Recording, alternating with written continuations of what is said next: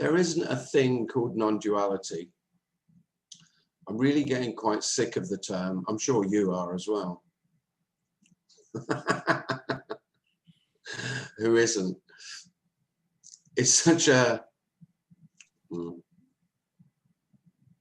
got to call it something. But it could so sound like there's a non-dual seeing, or there's a non-dual way of being. There's a non-dual state. There's non-dual perception. There's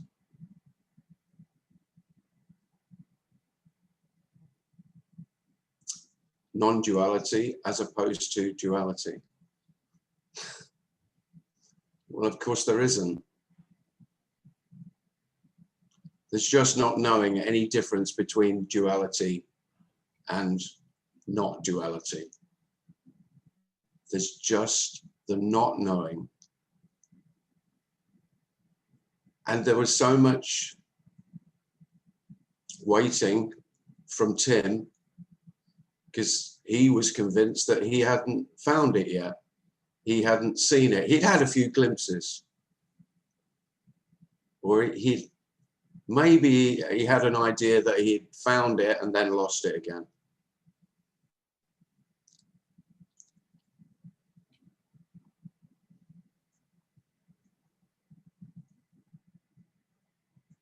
And what we're speaking of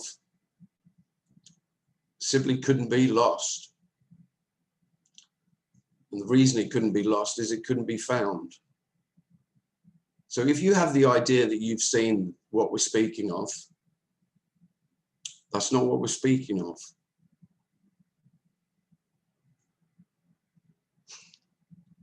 This isn't about a finding. It can feel like it's about a losing, but that's only because the one that said he could find it seemingly was lost.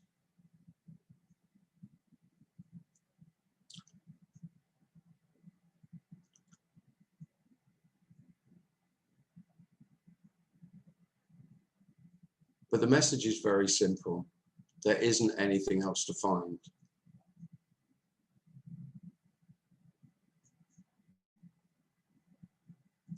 And there really isn't anything to lose.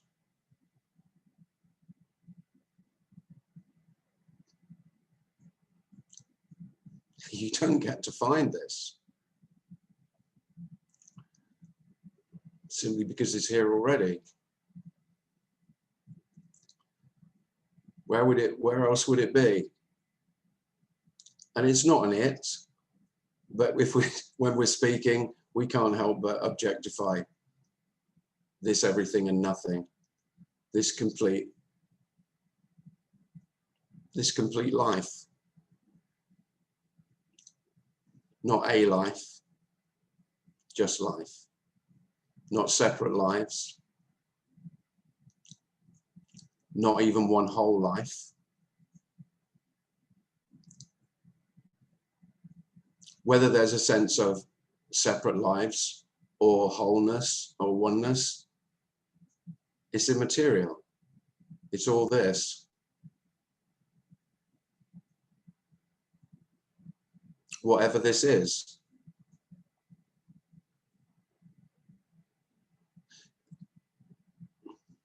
I don't know that there aren't other human beings who have a non-dual perception or a non-dual awareness or a non-dual whatever, you know, a non-dual pair of trousers. I don't know. I don't know that. I can't know that. You can't know that. The suggestion is that's the illusion. That's the waiting.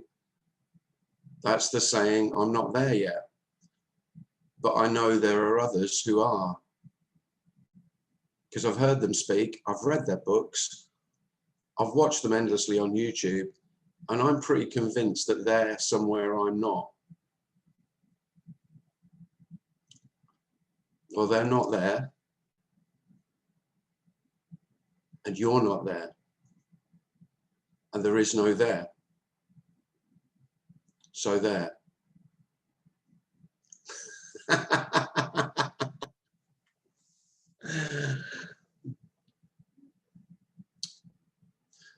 The freedom, the word liberation still feels appropriate for what we're speaking of, because it is a liberation from the one who needed to know, who insisted that she could know, that I could know what all the great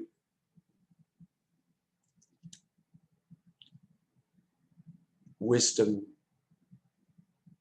teachings were all about.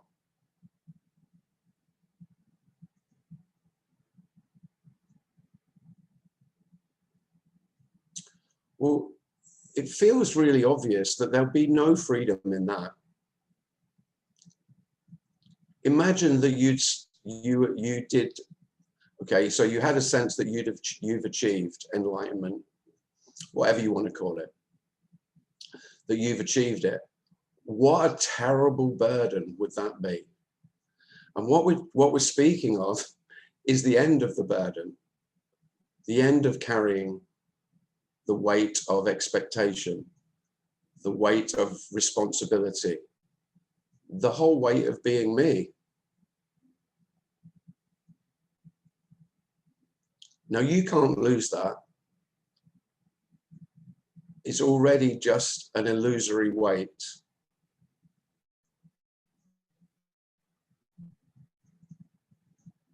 That poor body is carried around for however long.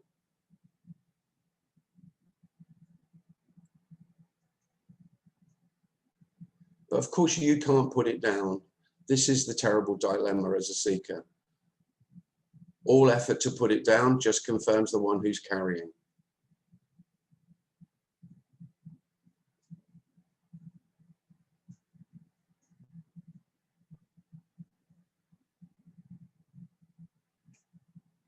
There's no one carrying anything, and there's nothing to carry.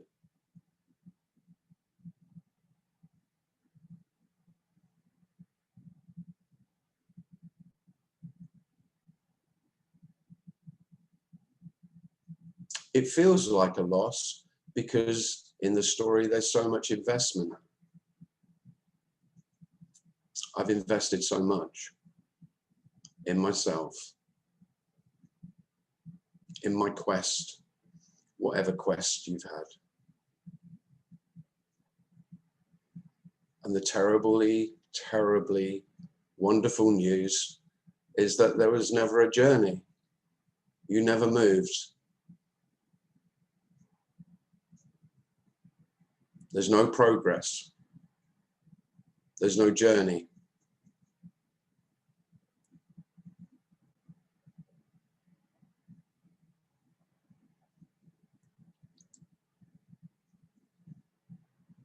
And then there's the seeming journey, which is always at rest. No matter how much traveling seems to be taking place.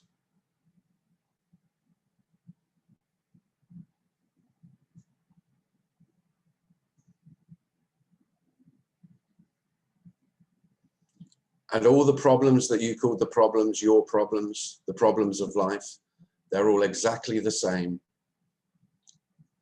but immeasurably different because they're not mine. They never were mine.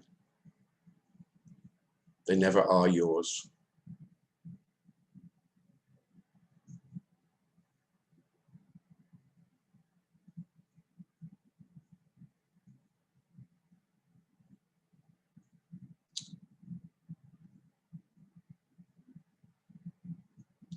And you'll probably weep for how hard you've tried. I'd be amazed if you didn't.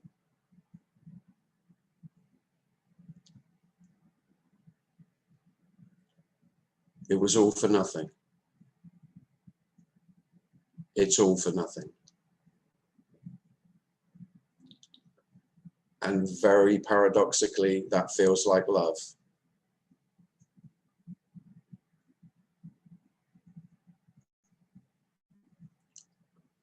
not a love that you would recognize, not a love in relationship to anything else.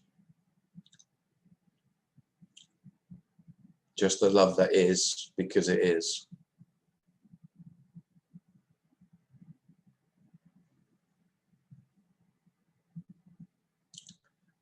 And then it might be obvious that it's exactly the same for all human beings.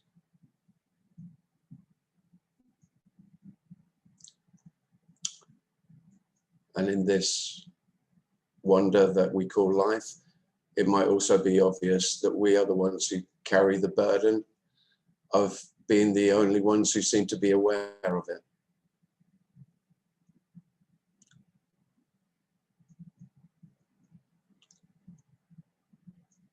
So this isn't a return to ignorance, but it is an innocence. There is an innocence about everything. It is the end of the possibility of blaming human beings for anything. It doesn't mean to say you like it anymore. It doesn't mean to say that you condone what you dislike or what seems abhorrent. That's often misheard in a lot of non-dual messages. I hear a lot of,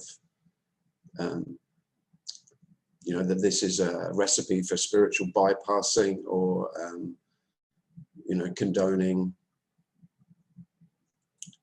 awful behavior. This doesn't condone anything.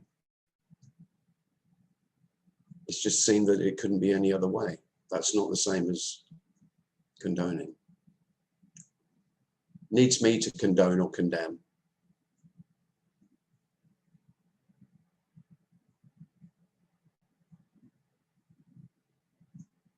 In fact, that's innocent too. Self can do no other but judge.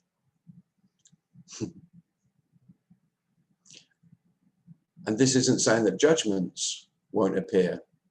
Of course they will, but they're innocent as well.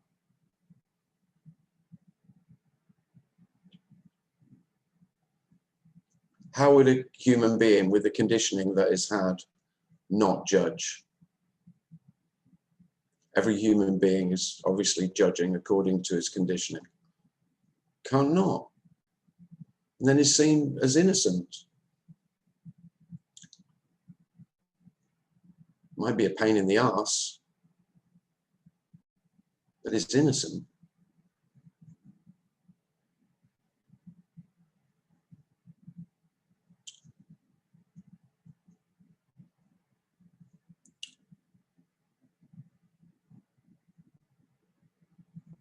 Life is completely innocent.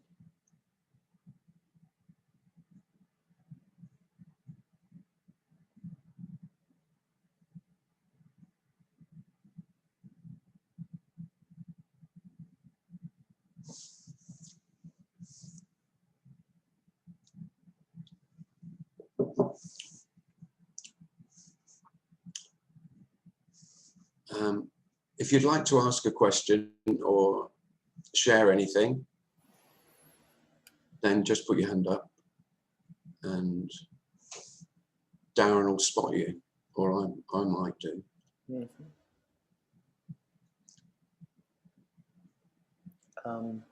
Sigrid has a hand up. Hi. Hey, Sigrid. Hi, how are you? Yeah, good. Yeah, good. I reached out a bit to you today, so this is good. Such good timing. You're like, oh, I can't talk tonight, but come to the Zoom. Oh, it was good to come to the Zoom. This is fun. I've had this thing that I've realized that there's been this low grade, complete stress. You could call it stress, but like a gripping, like a clenching my whole life. My whole life, and I didn't see it. I couldn't. I mean, I know that sounds really hard to believe, but I did not see it. I think it's because I've just been churning along with the mind and just following that next breadcrumb, and didn't really stop. And I don't know what, it just happened. you know, it just happened. I saw this. I saw the, like you said, the poor body has been carrying along this,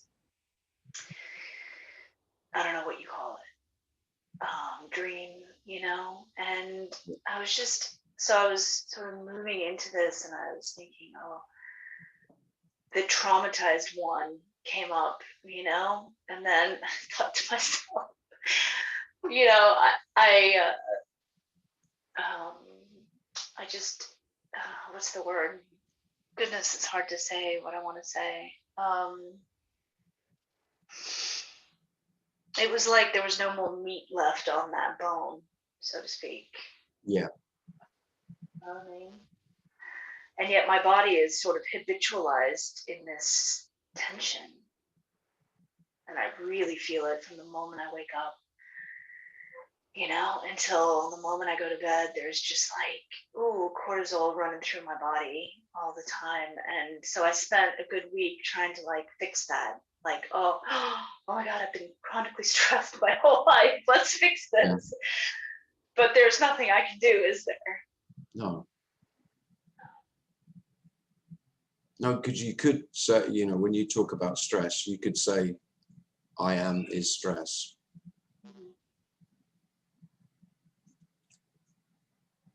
It's not, but of course the story that I tell about stress is I'm stressed. Something is stressing me. Me very rarely, well, virtually never, unless you've heard this message or it's, if it's resonated and it's been heard, then it might rarely be obvious that, of course, that's what I am. I am stress. It's the nature of self, because seeking is stressful.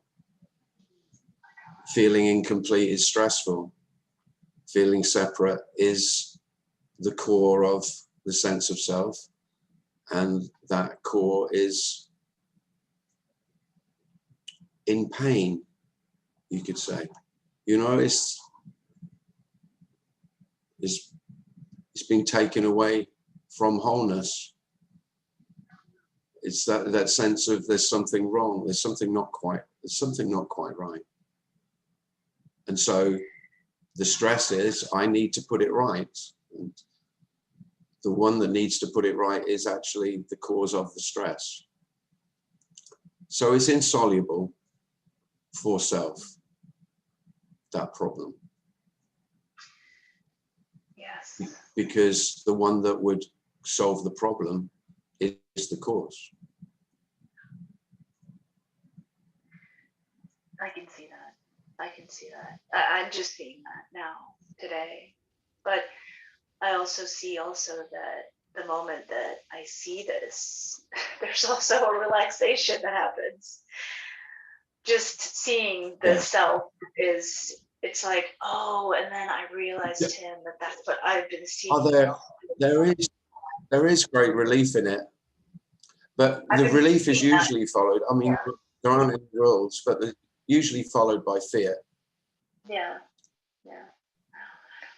I feel actually completely like I just want to giggle and laugh and like a kid. Like I can't, I just, part of me is like, holy fucking shit, I've spent all those years, do you know what I mean? Trying to like, and it's been in my body. The tension and the peace have been in my body the whole time. And it was never anything about getting to home or this, that, and the other. It's always been just about relaxation.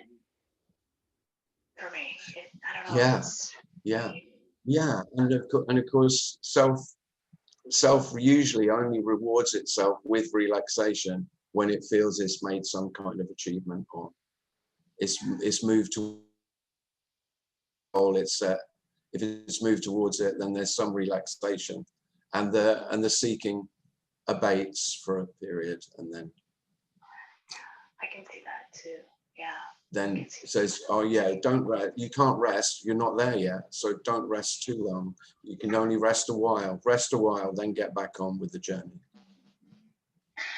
I think it's being, you know, or I know this is so like language, but seeing that there's nothing to fight with the tension, because the tension is, it's like, yeah, I don't know if that makes any sense, but like not seeing it as an alarm system, if you know what I mean, because I think it's been my alarm system for so No, long. exactly. That's so true. Yeah, if you can, yeah, if the you can't do it, but if the tension is just allowed, Yeah. It's a tricky thing, but but if the tension is just, because there's nothing wrong with the tension, no, there's nothing wrong with any feeling. But like you say, usually self takes it as an alarm warning.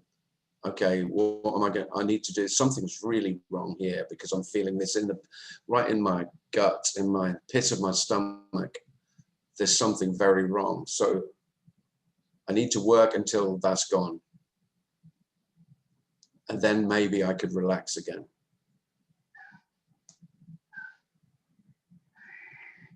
Whereas really, there's the relaxation and the tension are equally okay. Yeah, one's more pleasant than the other, of course, but it's like if you there's nothing wrong. No. Yeah, even the word stress, it's like, okay, you know, just these words are also so stressful, you know, just the word stress is so freaking stressful, you know, and it's like, I find myself, or what appears to be happening is just this really, really simple, seeing that it's just energy. It's just this energy that may be tightened in a moment or open in the next, and that's just what it seems to sort of boil down to right now. I don't know what the hell's going on. I don't know, but I'm just saying what's coming up. Well, I can tell you exactly what's going on, Sigrid. Nothing's going on. It's all fine. Right. Thank you, Tim. Just That's exactly why. Whatever is going on is nothing going on. And in that is immense relief and relaxation. Even with the suffering or pain, with the tension, with the stress, it's okay. Yeah, my body is learning. Imagine a life without stress. I cannot. That would be unbearably tedious. I'm like, wait, I want that. No. Say that. I don't want that shit. Yeah, that's a good point. Yeah, stress is absolutely natural.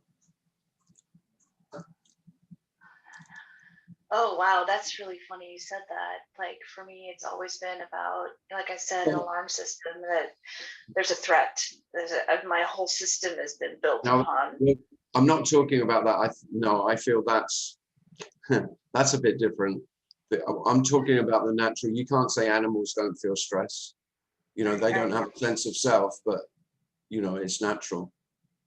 Right. I get what you're saying. Yeah, no, I get the difference. Yeah. All right. Okay, thanks, Sigrid. Thank you, my friend. Thank you. Appreciate it.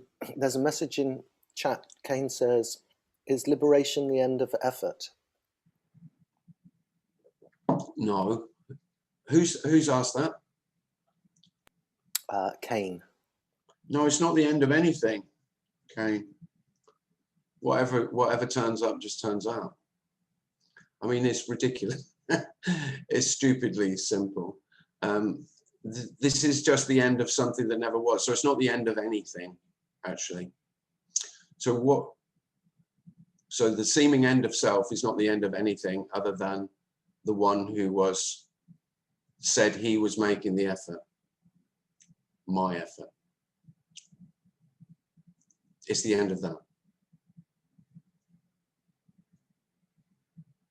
But if there's trying, then there's trying. If there's not trying, then there's not trying. it's too straightforward, really. But yeah, of course, Kane, if I was making a suggestion of what it's likely to be less effort without you making the effort, but no rules.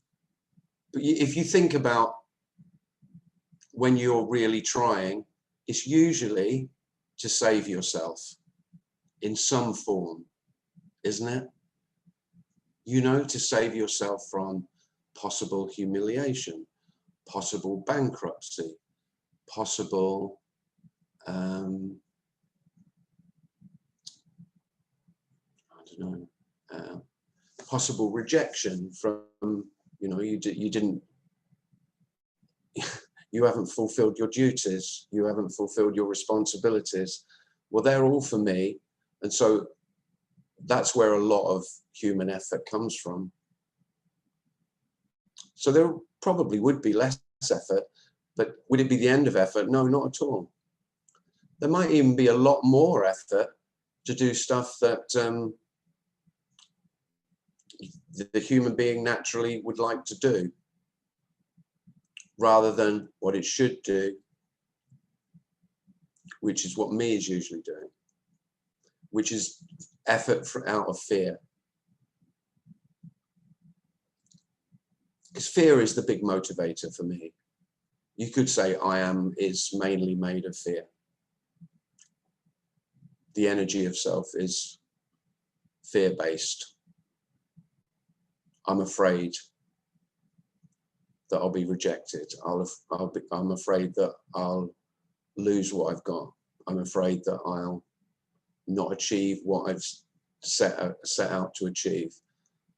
I'm really afraid that at the end of life, I'll look back and think that I haven't fulfilled my potential. All of those are fears for me, and they are the root of a lot of effort. So you might find some of that, if not all of it. It doesn't disappear, it just no longer appears.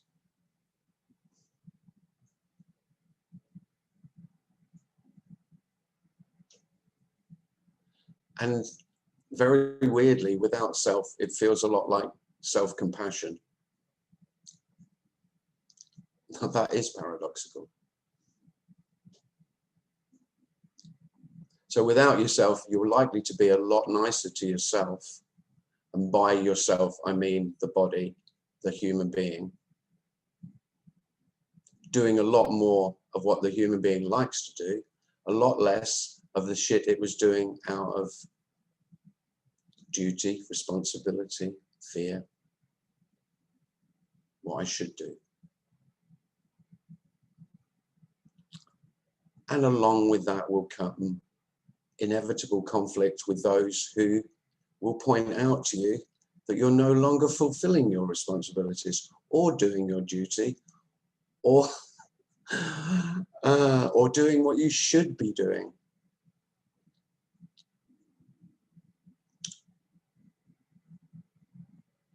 And there'll be very, very little, if any, the conditioning will still be there, but there could well be little, if any, fear of non-conformity. There won't be that compulsion to conform in order. Although if you had a self, or you've got a self who is, the identity is non-conformist, you might become more conformist. But whatever self was based on is likely to, there could be likely to be a little bit of flip, or maybe a lot, towards the freedom of, that's what self always wanted to do. Don't have to do that.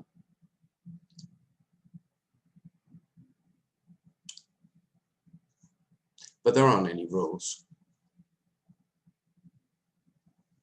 You won't know what you're doing. That's far more likely. You're more likely to say, I haven't got a fucking clue what I'm doing. And then somebody will ask you, well, what's going on with you? You used to be so switched on. You used to be so motivated, you know, you really wanted to get somewhere. I don't fucking know. I couldn't give a shit about getting anywhere. So it can feel, it can be tricky negotiating that, others' expectations. Because in a very real sense, they may well say, well, I don't know who you are anymore.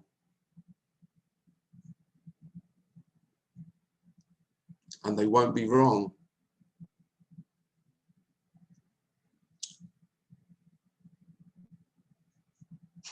For the first time, because they've deluded themselves for however long they've known you, that they know you.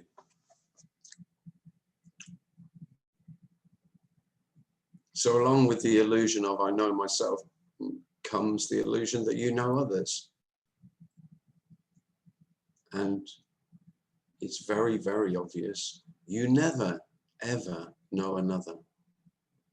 You recognize some human beings, some of whom you like and want to be around, and some you don't. That's it. The very notion that you know another one, that's the great illusion. And that can be really hard hitting if that hits, because then it can be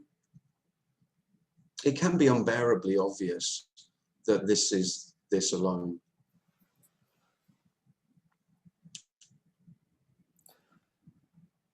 Heidi has a hand up.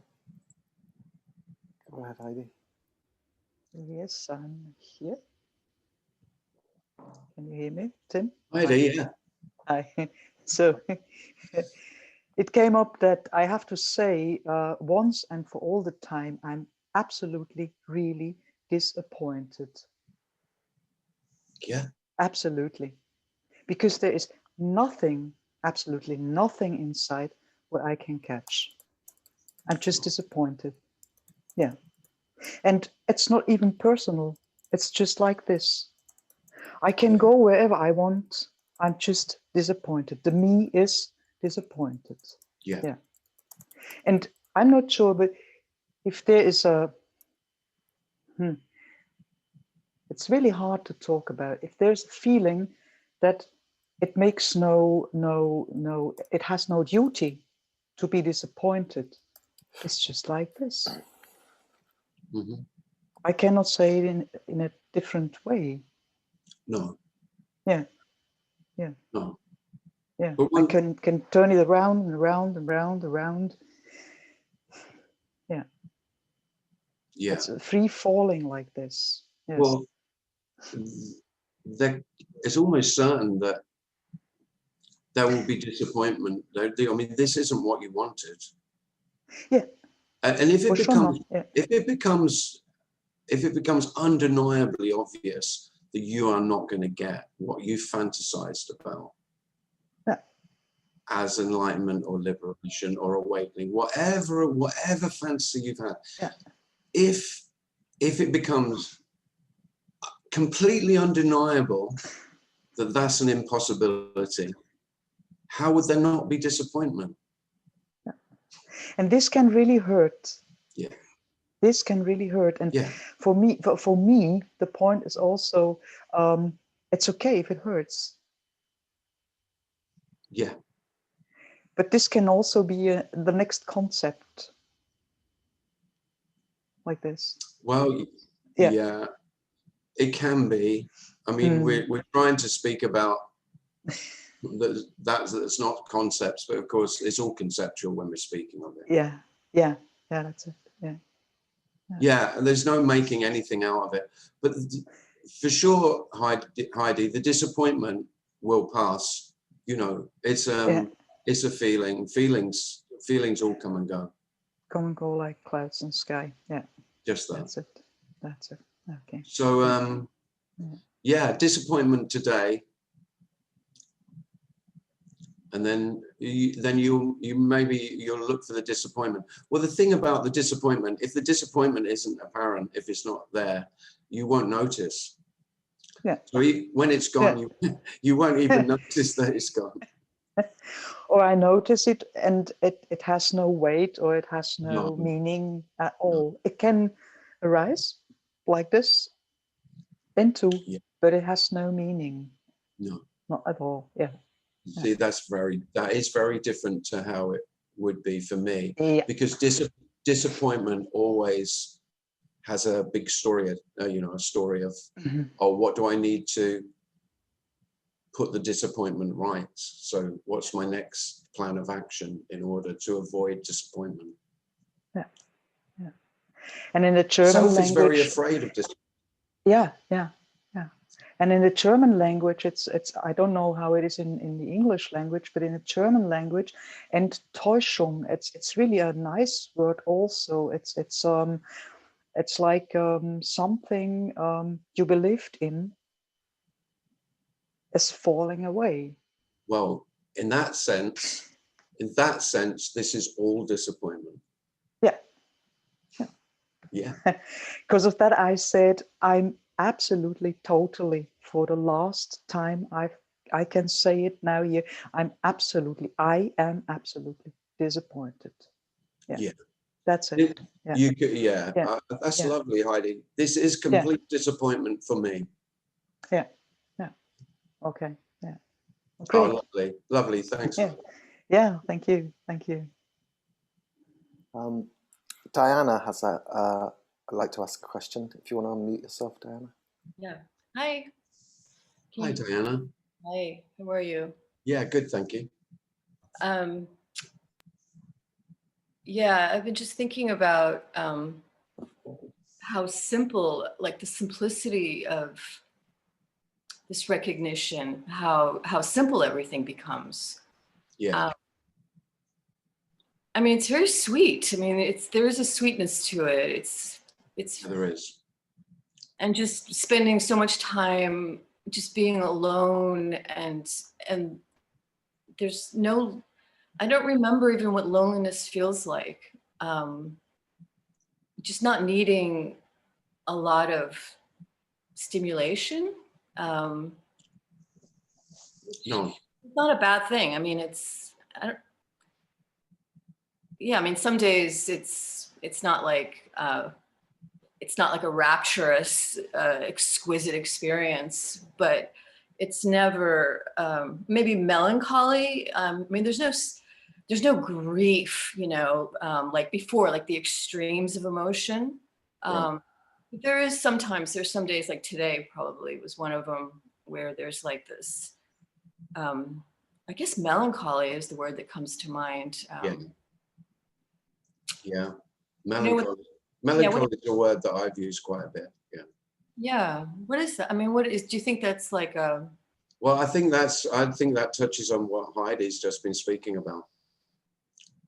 Disappointment? Yeah. This is the loss of everything that you called mine. That you called yours, that I called mine. Yeah. You don't get to keep any of it. Well, I mean, you couldn't help but, as a seeker, think that there was a possibility that you could keep the bits of yourself that you wanted to keep, and you could discard and lose the bits of yourself that you always wanted to get rid of. Fill the holes, but still keep me. And I wanted to be there to know it as well. I really wanted to be there to know the completeness and the wholeness, and there is no one here to know. I don't know, and there is melancholy in that. But it doesn't feel like a loss. I mean, it's just that whole paradigm of getting or losing. I mean, the dichotomies just sort of collapse. Yeah, they do. So yeah, anyway. Yeah. Oh, thanks, Diana.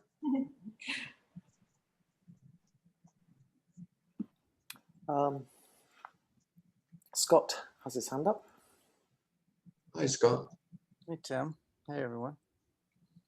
I think we get to a point, Diana, where we're not ready to jump on the next bus, the next thought, the next thing that comes along that's going to take us out of here. I think we got, the disappointment was so much that at the end we just kind of relented, and we're sitting in this going, I know better than to get on the bus because I'm going to get disappointed, hurt, beat up. Well, and so we even love the parts of us that we didn't really get to know before, which was, you know, sorrow and melancholy and sadness. true. And so it's kind of like we're getting to know Well, that you know, we weren't ugly, we were beautiful. Yeah, well, you've been running, you know, we've all been running from those for a long time, especially sorrow. Yeah. You know, been running and hiding from that, distracting ourselves from it. That's pretty universal. That's what selves do.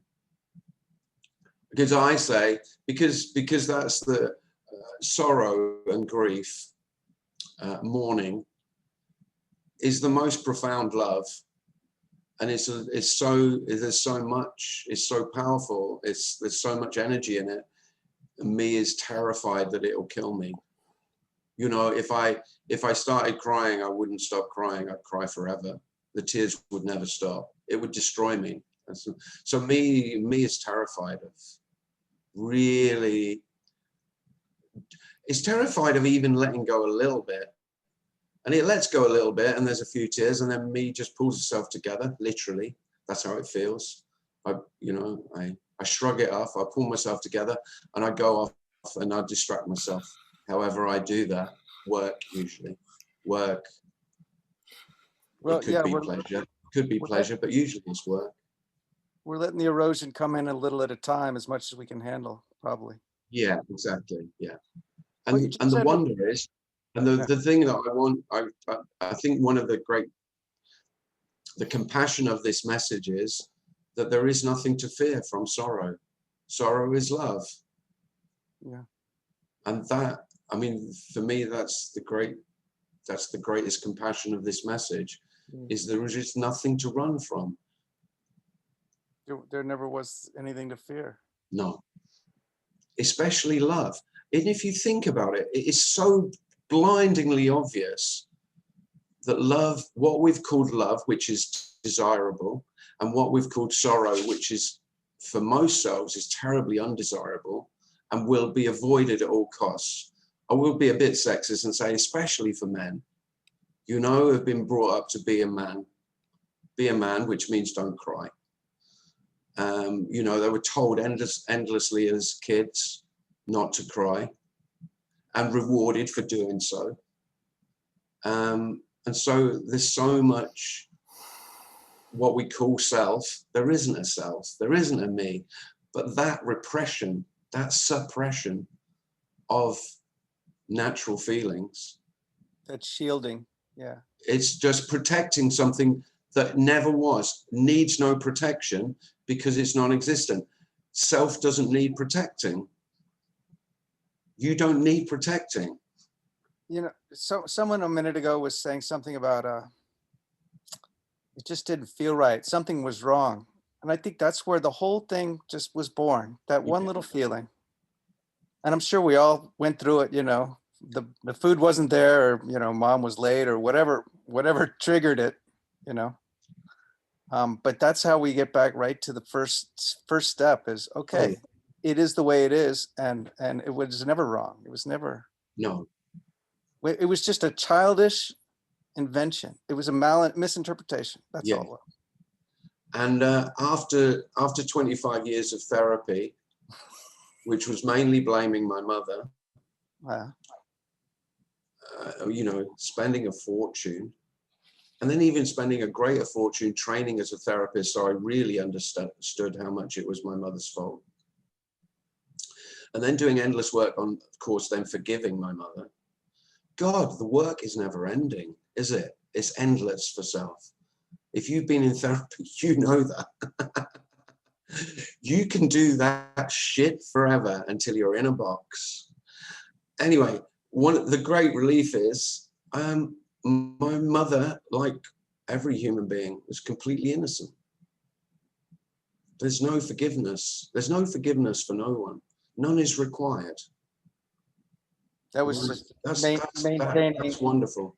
the self, the me, just maintaining itself was Always. You know, what you were saying a minute ago reminded me of this beautiful quote by Rilke, where he says, you know, we're terrified of beauty because it does not deign to destroy us.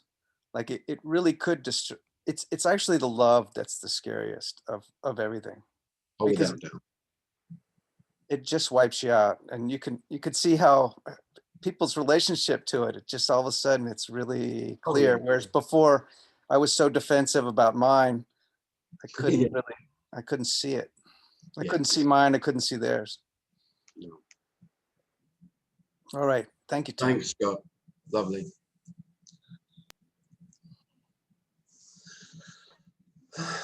In chat, Sophie says, melancholy can also appear as sweet sadness.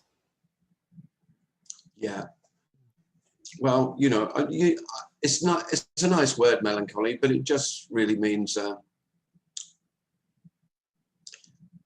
well, the way I use melancholy, it's kind of like a sweet sadness, sweet sorrow. As the bard would say, such sweet sorrow. Bit of Shakespeare. He must have had an awakening or two. I'm pretty sure. You can find non-duality, or once it becomes obvious, you see, oh shit, this turns up everywhere. Oh yeah, her as well. Oh, and him.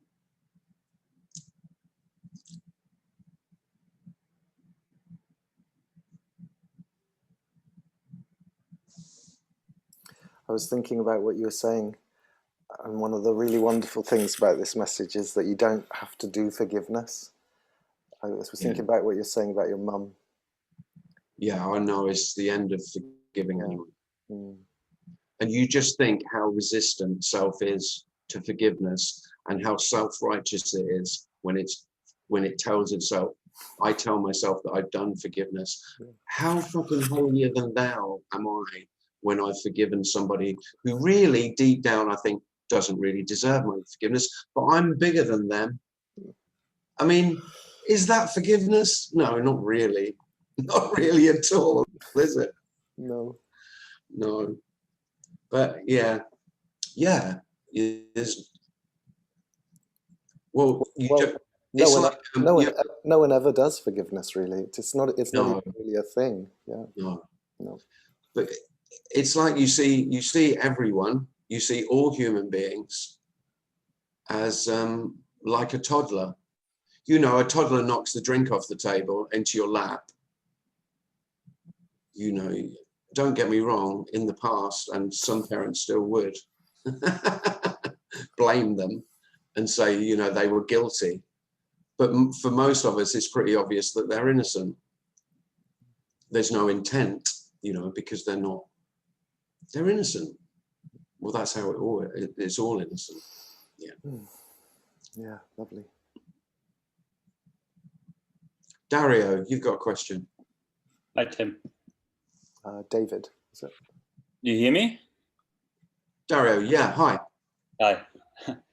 This has nothing to do with spirituality, right?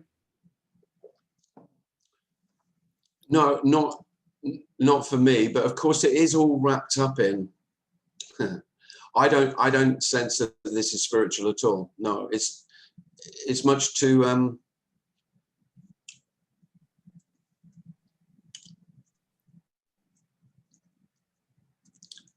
it's too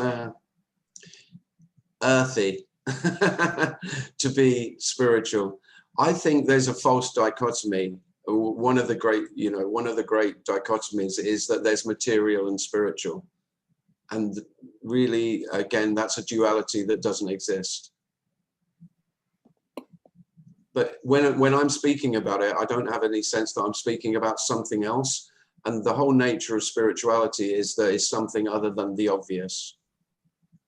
You know, it's something beyond, behind, something that's that it's an essence. And what we see as material is not the real. You know, all the stories of this, the material is a dream, it's unreal. But there is a reality behind it. There is a hidden reality. That's not what I'm speaking of. When you say this, where do you go in your mind? Is there a certain place where you feel? No, I don't really like the word this, Dario, but I haven't got a better word. You know, the reason I say this is because it's the most, it's very neutral. It doesn't carry a lot of baggage. Whereas most of the other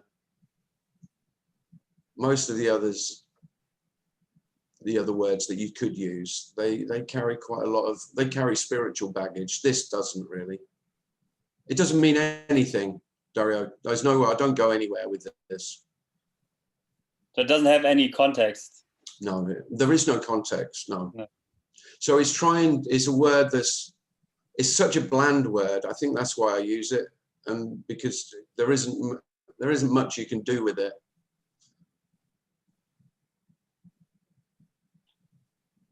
So if you ask me, where do I go with it? I don't think I go anywhere with it. It doesn't actually mean anything to me. And if you came up with a better word, Dario, then I'd be quite happy to use that. Because there isn't any significance in any of the words anymore. And what I did as a seeker, I mean, that is something that really dies. I mean, I haven't read a single thing about non-duality for years and years, nothing. So maybe over time, all the ideas that are not useful, that just die out, because like in the beginning, when you're still seeking, there's so much mental activity going on, but it's not useful in a sense. Yeah. Yeah, but there's no effort to do that. That just happens naturally, Dario. You know, you'll have what you're calling your ideas just appear randomly from nowhere. No matter what you say about your ability to, you know, bring them forward or create them, or yeah. The wonder is that you're not doing any of it. And it's just all happening spontaneously. And even spontaneously is in time, not even that.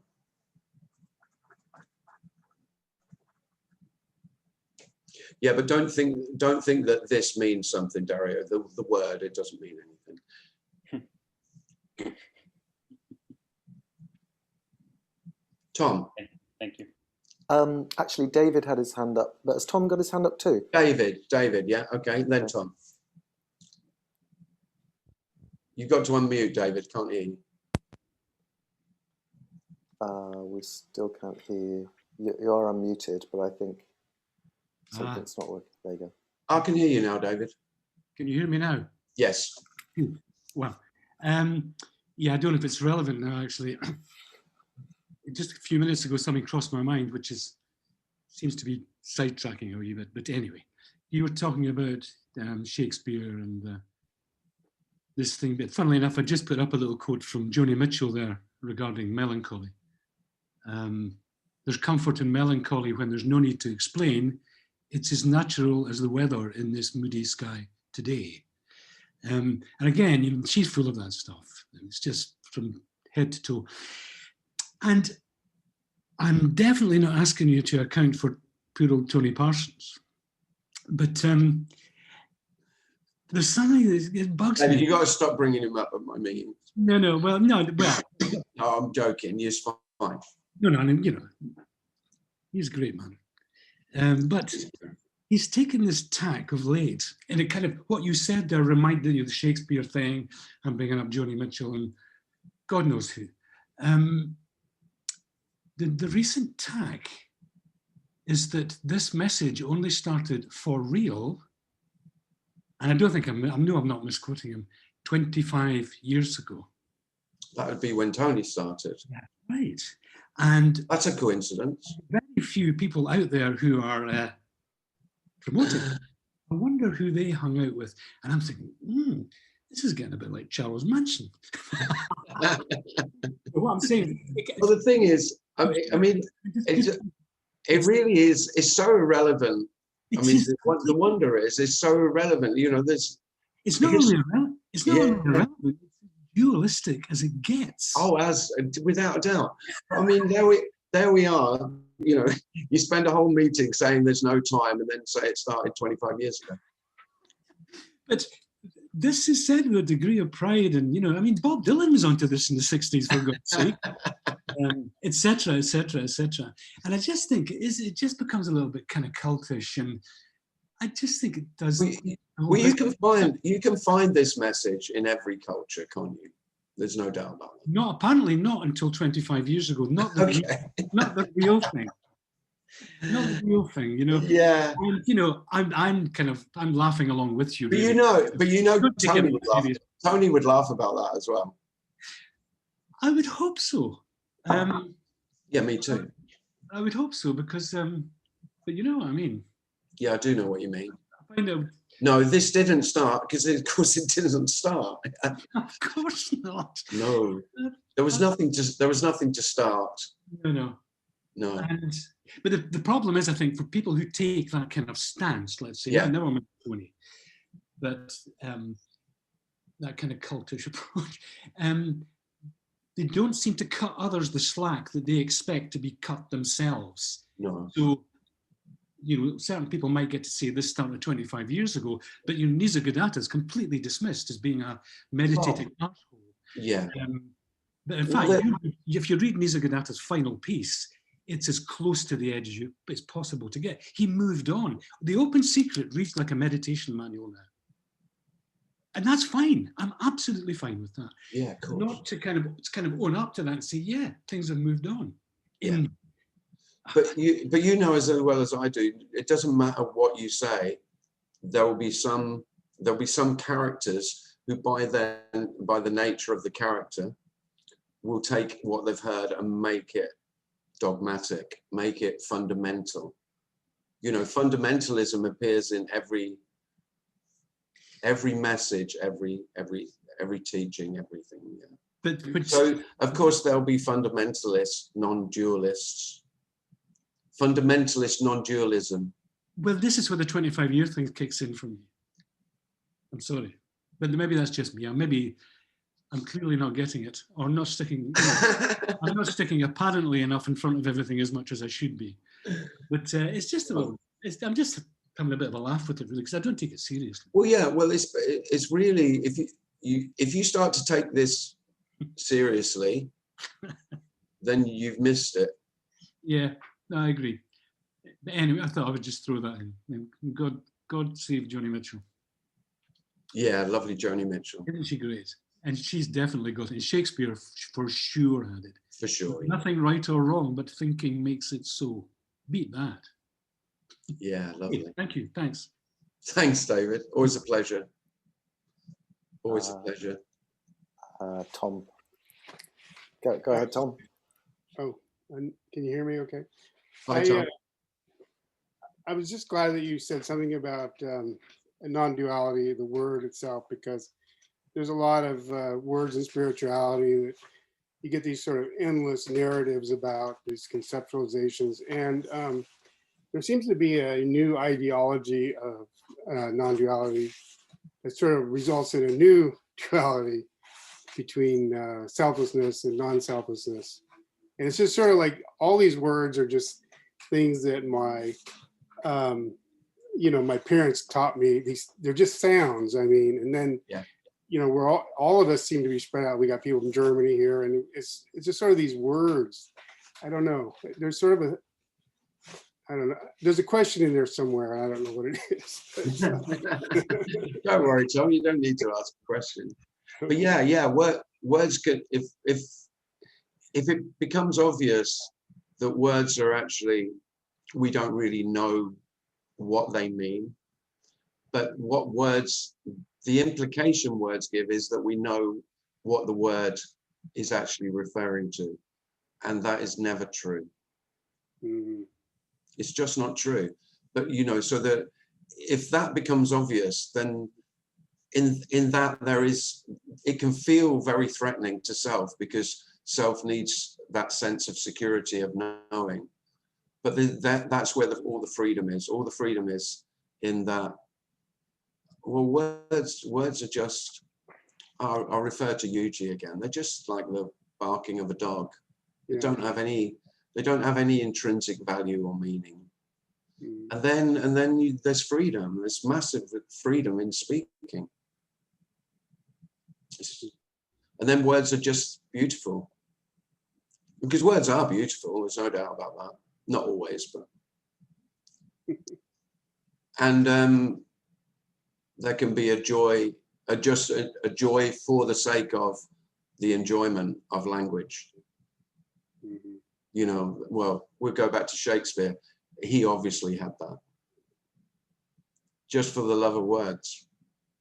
But they don't mean anything. And they don't mean what self thinks they mean, which is, I know what that word is referring to. That's the illusion of language.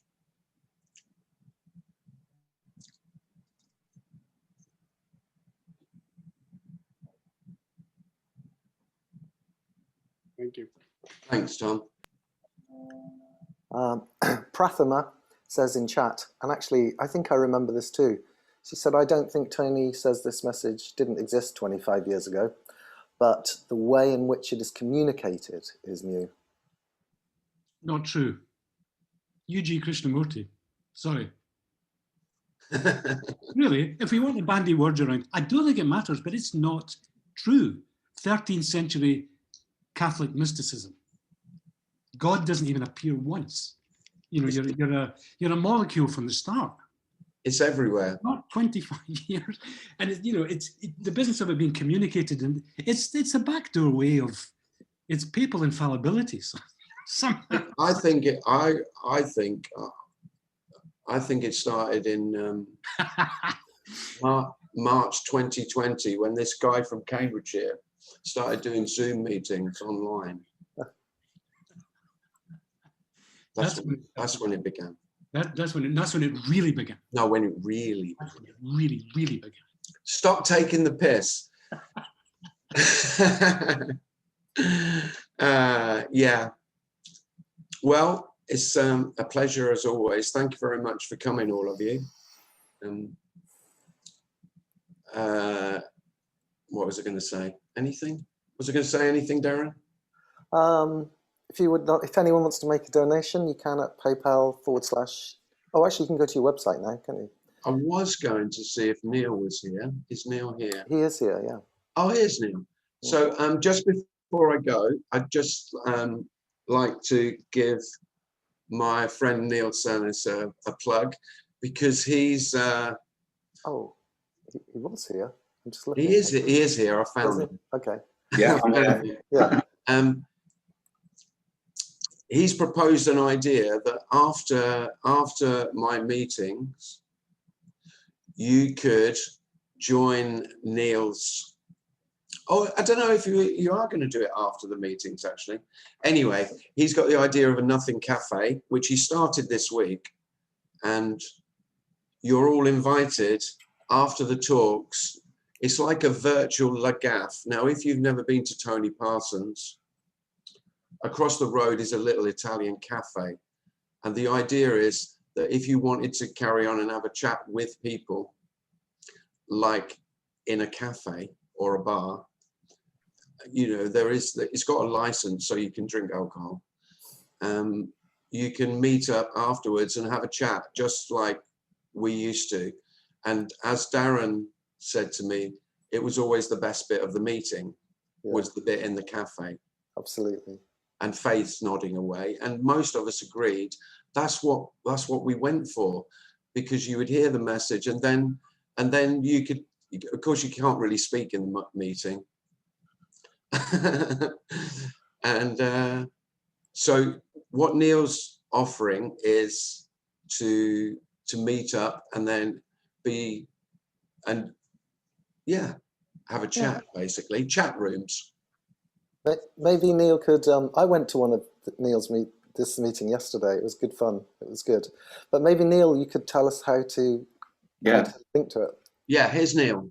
Pass it over. I think that the way you explained it with Lagaf is perfect. What I'm suggesting is, so Seeking Nothing used to host non-duality meetings in London, and we now have, so Seeking Nothing now has the Nothing Cafe, which is a social group that we're developing. And so maybe to start with, I don't know what you think, Tim, if we join forces next Thursday after your talk, we can have an open kind of link in, and you can then send the details to your group, and we can kind of join forces. Yeah, we'll see how it goes. Yeah. And so the idea is it's so the Nothing Cafe, which you can find on Facebook, it is a distinct group, and the idea is sharing and people that are kind of interested in this whole idea. But for next week, let's see, whoever wants to come along is very welcome. We'll have a kind of social event after this, and what happens is it's a Zoom, but we cluster it so people kind of break off into kind of breakout rooms, so you can have some proper conversation, meet each other, and that's it. Sounds good, Neil. Anyway, so that's an offer for next Thursday, and you're all welcome to go to that. I'll send out invites as usual for Monday and Thursday next week. And if you'd like to make a donation, then they're gratefully received. Thank you very much. Lovely to see you all. Take care, everyone. Thanks, Tim. Thanks, Tim. Bye-bye, Tim. Thanks, Tim. Thanks, Tim. Yeah. Thank Bye. you. Thanks, Tim. Thanks, Tim. Bye-bye. Cheers. Thanks, Tim. Bye-bye. Bye-bye. Bye. Thank you, Tim. Thank you. Love you. Got the whole world here, Tim. The whole world. Yeah, whole fucking world. Yeah. In the chat, you got Florida, Spain, Canada, Sweden, Croatia, Germany, Tajikistan. Yeah. It is so miraculous, isn't it? A wonder. Yeah, it is. Yeah, I feel spoiled. Totally spoiled. Rochia. See you. Bye. Tim, you had a great day. I'm hanging around today. I'm just thinking, can't I go to the cafe? I usually have a Peroni. Yeah. And a roll up. And a cigarette. Oh yeah. A cigarette, an Italian beer. Doesn't get much better than that. Take care, everyone.